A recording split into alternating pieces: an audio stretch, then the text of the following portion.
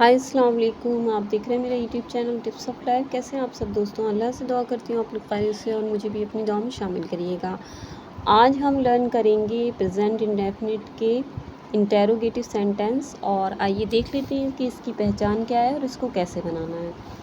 तो यदि प्रश्नवाचक वाक्य में क्या शब्द वाक्य में सबसे पहले हो तो क्या के लिए वाट का प्रयोग नहीं करेंगे। ऐसे वाक्यों में आई, वी, यू, दे बहुवचन संज्ञाओं के साथ डू आता है तथा सब्जेक्ट के बाद वर्ब की फर्स्ट फॉर्म लिखी जाती है। डू का प्रयोग सहायक क्रिया की तरह करा जाता है। अगर वाक्य में ही, शी, इट एक वचन संज्ञाओं के साथ वाक्य के कर्ता से पहले डज लगाकर कर्ता के बाद वर्ब की फर्स्ट फॉर्म लिखी जाती है। इन वाक्यों में डस का प्रयोग सहायक क्रिया की तरह होता है। ये फर्स्ट टाइप के प्रश्नवाचक वाक्य हो गए। अब सेकंड टाइप के देखते हैं। यदि प्रश्नवाचक वाक्य में जैसे क्या, क्यों, कहाँ, कब आदि वाक्य आते हैं बीच में तो इनकी अंग्रेज़ी वाक्य में सबसे पहले लिखेंगे और डू डस का प्रयोग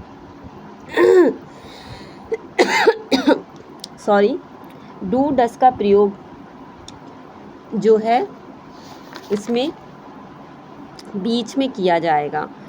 यानी कि जो क्यों, कब, कैसे शब्द आ रहे हैं इसकी अंग्रेज़ी पहले लिखेंगे, उसके बाद डू डस का प्रयोग करेंगे वाक्य के हिसाब से।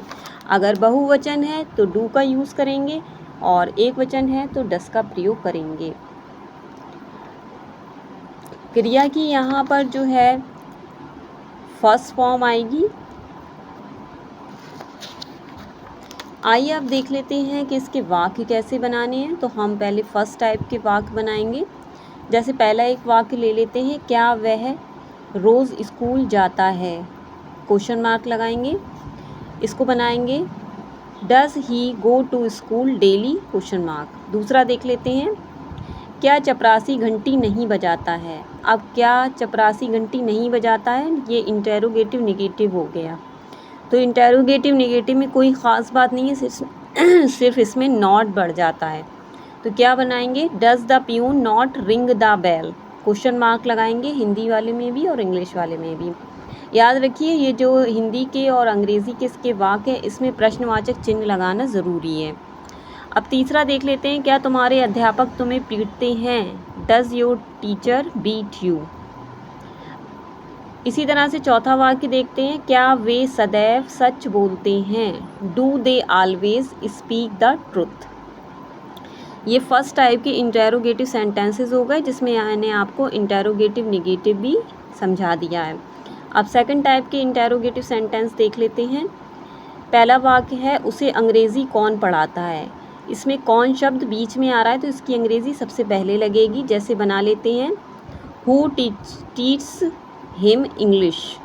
दूसरा वाक्य देखते हैं, वह कहाँ सोता है, वेयर डज ही स्लीप। तीसरा वाक्य, वह आज गीत क्यों नहीं गाती है, ये इंटेरोगेटिव नेगेटिव हो गया, इसमें नॉट बढ़ा देंगे। तो क्या वाक्य बनाएंगे, why does she not sing a song today. वह आज क्या करता है, what does he do now. वह किसकी पुस्तक पढ़ता है, whose book does he read. तुम किसको पढ़ाते हो, whom डू यू टीच। सभी वाक्यों में ध्यान रखिए हिंदी और अंग्रेज़ी वाक्यों में दोनों में प्रश्नवाचक चिन्ह ज़रूर लगाएंगे। और इसमें जो प्रेजेंट डेफिनिट के इंटेरोगेटिव सेंटेंस होते हैं इसमें फर्स्ट टाइप और सेकंड टाइप के दोनों तरह के सेंटेंसेस मैंने आपको बता दिए हैं। अगर आपको कोई भी प्रॉब्लम आती है तो आप जो है मुझे कमेंट कर सकते हैं। मेरे चैनल पे नए हैं तो सब्सक्राइब कर लीजिएगा।